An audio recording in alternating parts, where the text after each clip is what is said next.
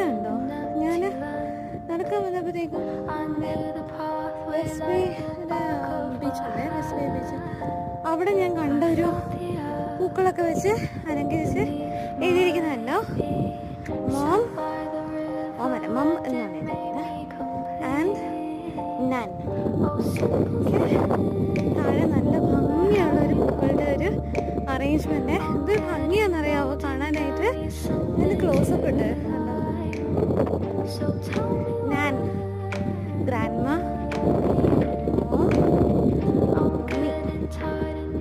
കണ്ടോ.